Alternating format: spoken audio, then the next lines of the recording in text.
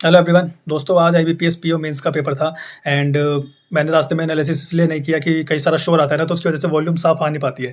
मैंने सोचा घर जाएंगे आराम से बैठ के आपको पेपर के बारे में बताएंगे, पेपर का आइडिया देंगे कि पेपर कैसा था। तो दोस्तों स्टार्ट करते हैं, सीधा डायरेक्ट पॉइंट पे आते हैं। इस बार आईबीपीएस दोस्तों बहुत सारे मेजर चेंजेस किए थे अपने पेपर में। पीओ मेंस के पेपर में बहुत सारे मेजर चेंजेस किए गए थे, जिससे अगर कोई न्यू कैंडिडेट गया होगा ना तो उससे बहुत प्रॉब्लम हुई होगी, क्योंकि वो यूजर इंटरफेस से इतना फ्रेंडली हुआ ही नहीं होगा जितना आईबीपीएस ने इस बार चेंजेस किया है। सो कईयों के लिए प्लस पॉइंट था, कईयों के लिए माइनस पॉइंट था। हम सीधा सीधा प्लस पॉइंट से माइनस पॉइंट दोनों की बात करना स्टार्ट करते हैं। सबसे पहले दोस्तों यूजर इंटरफेस, डिस्क्रिप्टिव का जो यूजर इंटरफेस था ना दोस्तों, बहुत ज़्यादा इस बार बेकार था अगर मैं कहूँ ना। तो कई लोगों को प्रॉब्लम हुई, मुझे खुद को प्रॉब्लम हुई थी। मेरे को तो 2 मिनट तो मुझे समझने में लग गई कि क्या सीन है यूजर इंटरफेस के साथ में। क्योंकि क्योंकि लास्ट ईयर तो आईबीपीएस ने यूजर इंटरफेस दिया था डिस्क्रिप्टिव पेपर के लिए, उसमें लेफ्ट में क्वेश्चन थे और राइट में आपको सीधा आंसर लिखना था, ऐसा इंटरफेस था। इस बार ऐसा नहीं था, इस बार ऊपर और नीचे का आपका इंटरफेस था, यानी कि आपको ऊपर क्वेश्चन था, ऊपर कुछ ना कुछ उन्होंने अपनी इंस्ट्रक्शंस लिखे थे, उसके बाद नीचे क्वेश्चन था, उसके बाद आपको अपने आंसर नीचे टाइप करने थे, क्योंकि डिस्क्रिप्टिव में टाइपिंग टेस्ट होता है ये वाला, ठीक है ना। एंड 1 2 3 आपके 3 लेटर के और 3 ऐसे के आपके कॉलम थे जो बने हुए थे, जिसके हिसाब से आपको करना था। तो कई बच्चों को उसमें प्रॉब्लम आई, जो मुझे बाहर आके जब मैं बात किया मुझे पता लगा कि यूजर इंटरफेस की वजह से जो प्रॉब्लम आई है कैंडिडेट्स को। तो ये सबसे बड़ा मेजर चेंज था। एंड दूसरा जो मेजर चेंज किया ना दोस्तों, पेपर के पैटर्न में बहुत ज़्यादा चेंज किया है दोस्तों इस बार आईबीपीएस ने। लास्ट ईयर जैसा पैटर्न बिल्कुल भी नहीं था। सबसे पहले सीधा स्टार्ट करते हैं हम लोग रीजनिंग से। दोस्तों रीजनिंग का पैटर्न आपको पता है, 1 घंटे में आपको 45 क्वेश्चंस करने होते हैं, उसमें 2 नंबर और 1 नंबर दोनों नंबर के क्वेश्चंस आते हैं। उसके हिसाब से आपको जज करना होता है कि पेपर कैसा करना है आपको, ठीक है ना।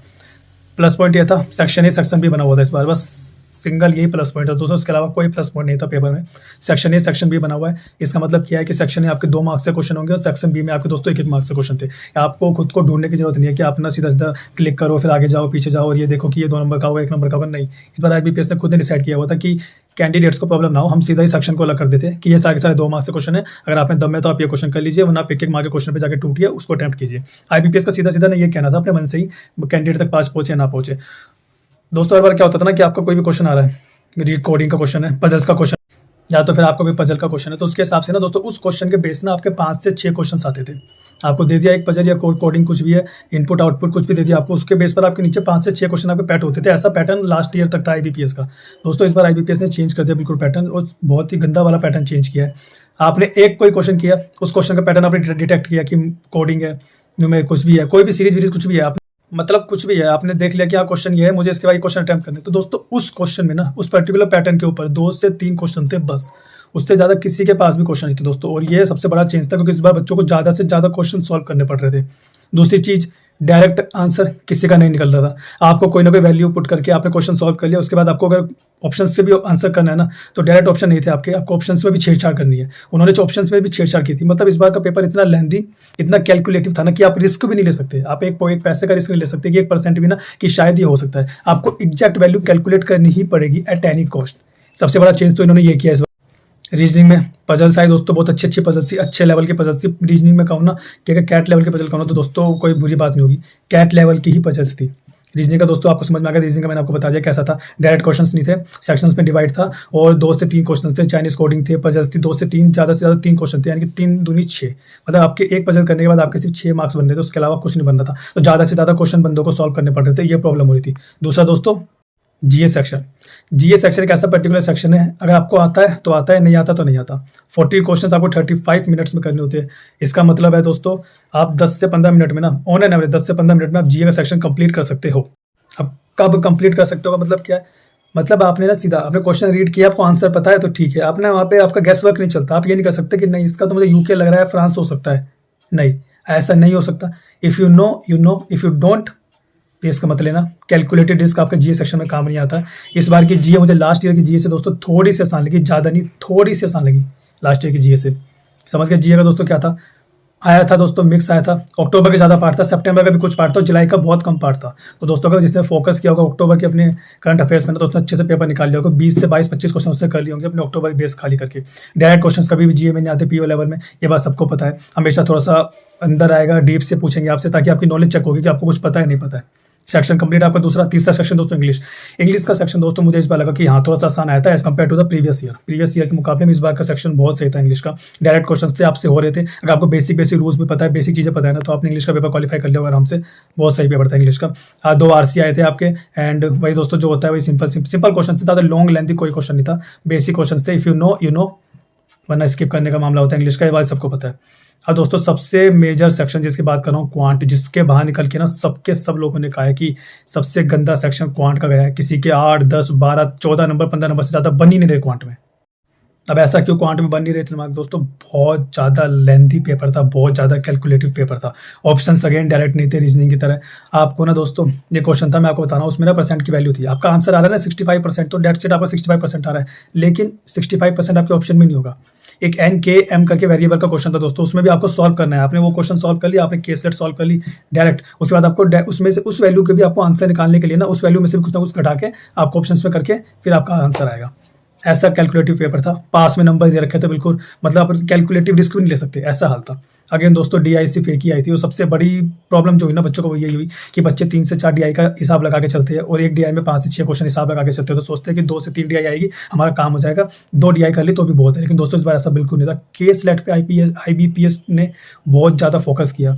एक DI थी सिर्फ डायरेक्ट जो आई थी आपकी, बाकी सारी की सारी केस लेट थी। आपकी डायरेक्ट DS यानी कि डेटा सफिशिएंसी वो भी आपकी केस लेट बेस्ड थी। आपकी जो नंबर सीरीज आ रही है वो भी आपकी एक तरह से केस लेट बेस्ड थी। दोस्तों मतलब बहुत ज़्यादा कैलकुलेटिव लेंथी पेपर था क्वांट का।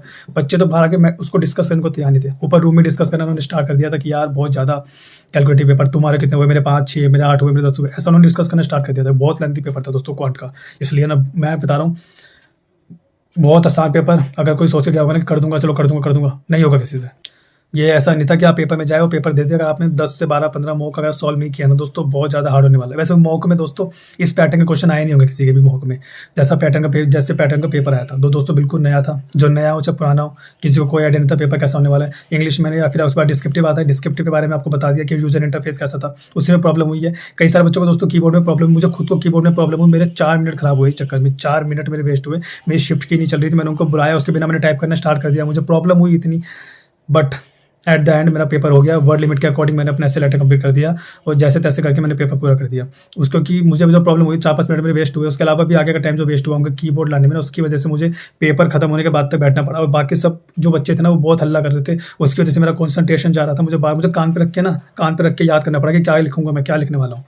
तो दोस्तों प्रॉब्लम होती है हमेशा, डिस्क्रिप्टिव में भी प्रॉब्लम हुई, इस बार हुई मुझे। लास्ट ईयर नहीं हुई थी, लास्ट ईयर सबसे सही से चला था, इस बार मुझे दिक्कत हुई थी।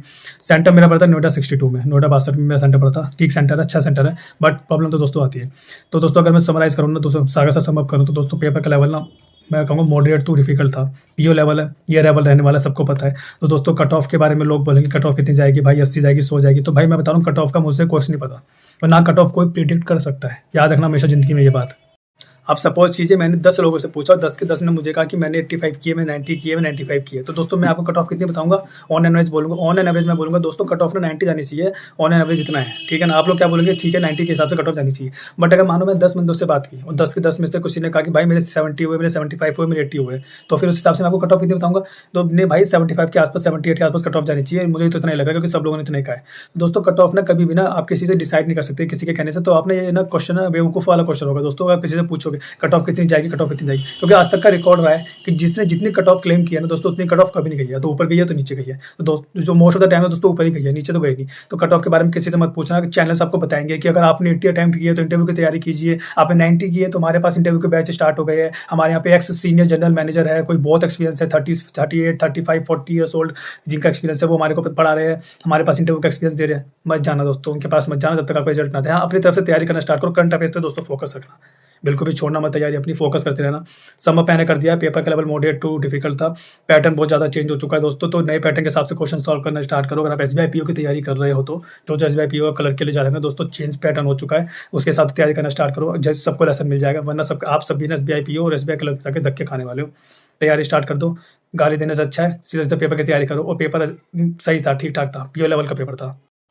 अगर PO में भी दोस्तों ऐसे लेवल का पेपर नहीं आएगा ना, फिर तो बेकार है पेपर लेना। अगर आप कैंडिडेट सिलेक्ट कर रहे हो, अगर ऐसे कैंडिडेट सिलेक्ट ना कर पाओ ना कि जो इतना कम से कम इस पर इस लेवल का पेपर भी दे पाए, तो बेकार है। एंड दोस्तों तैयारी करो, IBPS PO था, SBI PO दोस्तों इससे बहुत ऊपर होने वाला है। तो आज के पेपर से आप अंदाज़ा लगा लेना, बाद में ये मत बोलना कि किसी ने हमको बताया नहीं था, क्योंकि जो भी आपको एनालिसिस देंगे ना दोस्तों वो अपने हिसाब से देंगे, वो पेपर दे के नहीं आए होंगे। मैं पेपर दे के आया हूँ, मतलब कुछ ना कुछ नॉलेज होगी, कुछ ना कुछ बताया होगा भाई, कुछ ना कुछ भाई ढंग का ही बताएगा आपको उसके हिसाब से। क्योंकि मैं आपके अच्छा करो चाहे बुरा, मुझे उससे कोई फर्क पड़ने वाला नहीं है, मैं अपना एक्सपीरियंस शेयर कर रहा हूँ उसके हिसाब से। क्योंकि वहाँ भी मुझसे कई लोग पूछे थे कि भाई लास्ट ईयर पेपर कैसा था, भाई लास्ट ईयर कितनी कट ऑफ गई थी, लास्ट ईयर कैसा आया था, क्वांट रीजनिंग कैसे आई थी, GE कैसी आई थी, कट ऑफ का कुछ चांस बनता है। तो क्वेश्चन पूछते हैं दोस्तों, लेकिन क्वेश्चन उसी से पूछते हैं जिसे कुछ पता हो, जिसने पेपर दिया हो। आप ना ऐसे लोगों से पूछोगे, ऐसे लोगों से जानोगे जिन्होंने पेपर ही नहीं दिया, जिनको खुद कोई थर्ड पार्टी आके बता रही है, आप उनसे पूछोगे तो फिर तो बेकार है दोस्तों पूछना, क्योंकि उनको थर्ड पार्टी से कुछ और आइडिया मिलेगा, वो आपको कुछ और आइडिया कन्वे करेंगे और बोलेंगे हमारा बैच ज्वाइन कर लो। आप जाके 1000 2000 5000 रुपये देके उनका बैच ज्वाइन कर लोगे बेवकूफ़ों की तरह, तो उसमें कोई फायदा नहीं है। जो फर्स्ट हैंड एक्सपीरियंस मैं देने वाला हूँ ना दोस्तों, आपको दे रहा हूँ मैं, उसको फॉलो करना। और सबसे बढ़िया एक्सपीरियंस मैं आपको बता रहा हूँ, पेपर का लेवल अच्छा खासा था, SBI PO का इससे ऊपर लेवल रहने वाला है। तो आज से बकल अप योर सीट, अपने आप को तैयार कर लो, अपने आप को बांध लो SBI PO के लिए, और आज से GA पढ़ना स्टार्ट कर दो, फोकस करो GA के ऊपर और अच्छा करो यार। 70-75 कट ऑफ मेरे हिसाब से जानी चाहिए, अच्छी है, चली गई तो दोस्तों क्वालिफाई हो जाएगा कई बंदों का। बाकी तो सारे सेक्शन पे फोकस करना, चारों के चारों सेक्शन इंपॉर्टेंट है, कोई एक सेक्शन पे ये नहीं है कि हम एक ही सेक्शन पे फोकस कर रहे हैं, मैं तो क्वांट के बलबूते पे पास कर लूँगा या फिर मैं रीजनिंग के बलबूते पे पास कर लूँगा, ऐसा कुछ होने वाला नहीं है। सारा दिन के ऊपर है कि आपका लक कैसा है, आपका दिन कैसा है। अगर दिन खराब होगा ना दोस्तों, आप GA का एक क्वेश्चन नहीं हिलने वाला, समझ रहे हो, एक सिंगल क्वेश्चन। इसलिए अपने को तैयार करके जाओ। अब 1-2 महीना जो आपके पास बचा है ना SBI PO के लिए दोस्तों, उसमें आपको बांध लो बिल्कुल यार, मतलब सोचो कि नहीं भाई यही है, बस लास्ट शॉट है, देना है पेपर देना है। मैं नहीं दे पाऊंगा दोस्तों SBI PO का पेपर, क्योंकि मैं फॉर्म नहीं फिल कर पाया इस बार। मतलब मैं क्या बताऊँ, मेरा दिमाग ही खराब हो रहा था उस टाइम पे, मैं क्या कर रहा था मुझे खुद समझ नहीं आ रहा। SBI PO का मैंने फॉर्म फिल नहीं किया, तो मैं आपको उसके बारे में नहीं बता पाऊंगा कि पेपर कैसा गया है मेरा SBI PO का। लेकिन हाँ दोस्तों, पेपर मैं आपको बता रहा हूँ, SBI PO के मेंस के लिए तैयारी अभी से स्टार्ट कर दो, सारे के सारे सब्जेक्ट पे फोकस करो और थोड़ा सा ना अच्छे से थोड़ा सा तैयारी करना सही है। बैच वाइज ज्वाइन करो, जो ज्वाइन करना आपको, आपकी मर्जी है, आपका पैसा है, मैं क्या बोलूँ इस बारे में। लेकिन कुछ अच्छे को ज्वाइन करना, अच्छे से पढ़ लेना, धोखा मत दो किसी को भी। और बाकी दोस्तों कट ऑफ तो आपको पता ही है कितनी जाने वाली है, 70 to 80 का मैं बता रहा हूँ, मुझे जो लगता है, बाकी तो ऊपर वाले के हाथ में जितनी कट ऑफ जाती है। एंड सही है दोस्तों, बाकी देखते होता है तो होता है, नहीं होता है तो बाकी गॉड के ऊपर है सब कुछ, भगवान करे हो जाए। पेपर अच्छा खासा दिया है, अब होता है तो अच्छी बात है, आपको बताऊंगा उसके बारे में, फिर इंटरव्यू के बारे में बताऊंगा। एंड बेस्ट ऑफ लक दोस्तों, तैयारी करना स्टार्ट करो एंड लाइक फॉलो करो अपने भाई को वीडियो को लाइक करना, भाई को फॉलो करना, चैनल को सब्सक्राइब करना, वीडियो को शेयर भी करना दोस्तों। Thank you.